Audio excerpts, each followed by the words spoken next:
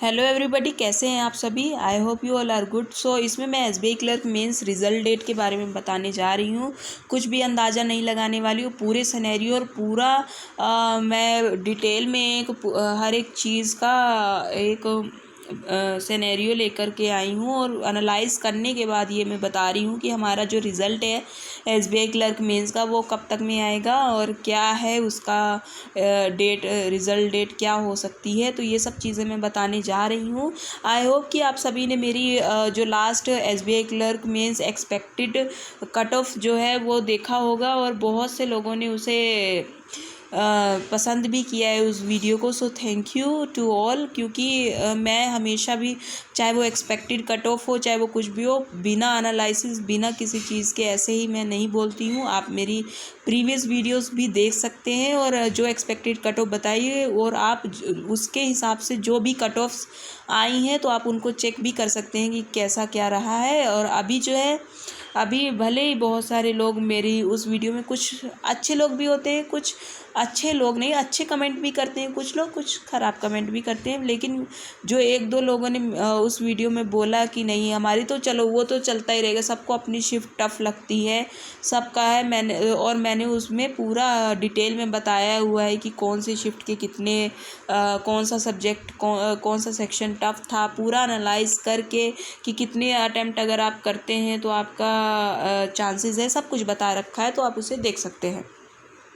अब मेन बात करते हैं रिज़ल्ट डेट के बारे में। तो इसका पहले मैं एनालाइज आपको बता देती हूँ कि मैंने क्या एनालाइज किया, ठीक है।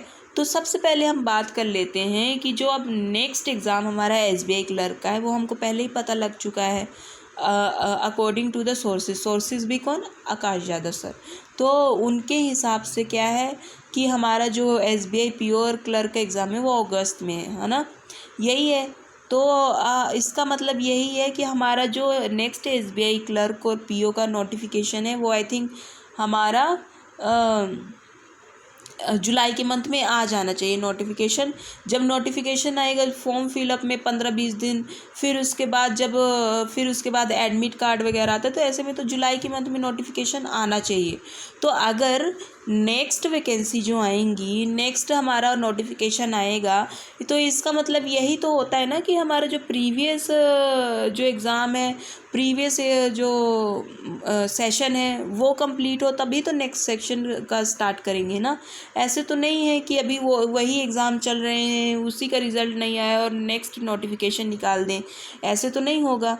होगा तो यही होगा ना कि पहले इनका ये जो वैकेंसीज़ हैं इनको फिलअप करेंगे, उसके बाद नेक्स्ट वैकेंसी निकालेंगे। तो इसमें ये सिनेरियो आप मानकर चलिए कि अगर जुलाई के मंथ में नोटिफिकेशन आता है तो हमारा जून के मंथ में, आई थिंक जून के मंथ में हमारा अलॉटमेंट वगैरह हो जानी चाहिए, ज्वाइनिंग हो जानी चाहिए जून के मंथ में।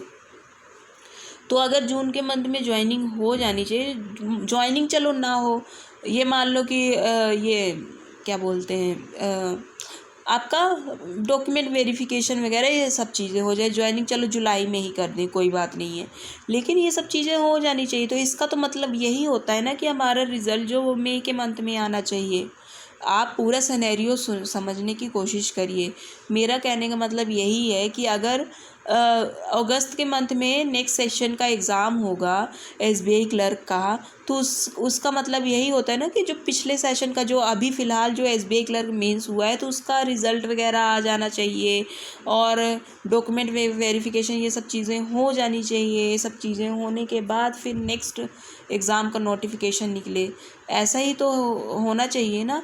तो उसके हिसाब से फिर हमारा जो रिज़ल्ट है वो मई के मंथ में आना चाहिए, क्योंकि मई के मंथ में अगर रिज़ल्ट आता है फिर उसके बाद 15-20 दिन बाद आपका मेडिकल वगैरह डॉक्यूमेंट वेरिफिकेशन वगैरह उसका नोटिफिकेशन आएगा, फिर उसके बाद आपका जून के मंथ में डॉक्यूमेंट वेरिफिकेशन, ये सब चीज़ें जून जुलाई तक में आपकी ज्वाइनिंग होगी, यही सब चीज़ें होती हैं ना।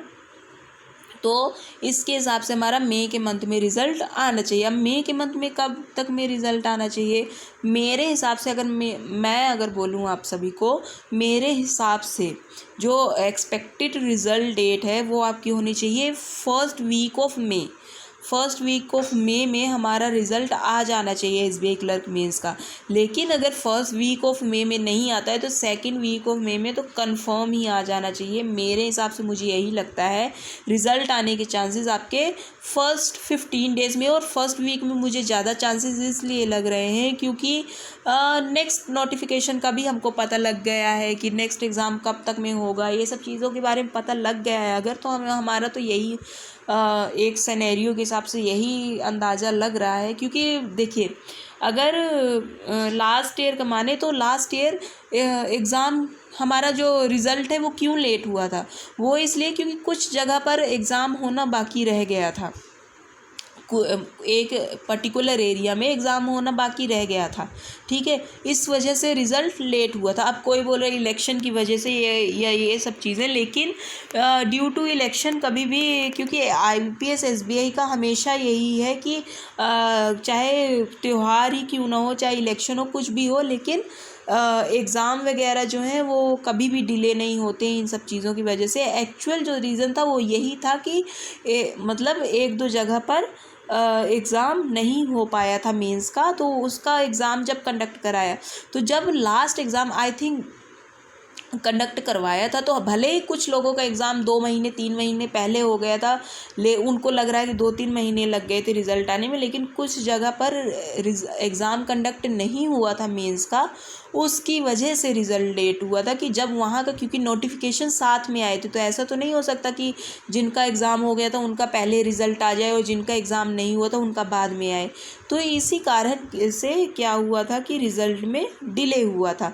तो जब लास्ट एग्ज़ाम उनका कंडक्ट हुआ था उसके आई थिंक 18 to 19 डेज़ बाद रिज़ल्ट आउट हो गया था। तो इस बार हमारा लास्ट एग्ज़ाम कब कंडक्ट हुआ है, 12 अप्रैल को। तो इसके हिसाब से अगर 18 डेज़ या फिर 19, चलो 20 डेज़ बाद भी मान लो, तो फर्स्ट वीक ऑफ मई में मोस्ट प्रोबेबली ये चांसेस हैं कि रिज़ल्ट आ जाना चाहिए।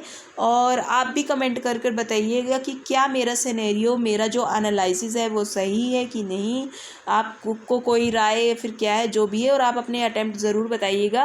प्लीज़ आप अपने जो अटेम्प्ट बताया करिए, तो वो अपनी शिफ्ट, अपनी कैटेगरी, आपका स्टेट कौन सा है, और आपके जो एक्सपेक्टेड मार्क्स हैं, ये सब चीज़ें बताया करिए। इससे क्या है कि मुझे और ज़्यादा अंदाज़ा लगता है एनालाइज़ करने में कि क्या कैसे है। बाकी मैं भी एक एस्पिरेंट ही हूँ, सो मेरा भी रिज़ल्ट पेंडिंग है SBI क्लर्क मेंस का, तो मुझे भी आपकी तरह चिंता है। इसीलिए मैंने जो एनालाइज़ किया उसके हिसाब से आपको, मुझे लगा कि मुझे आपको भी बताना चाहिए कि क्या ये मेरा कहना सही है कि नहीं सही है।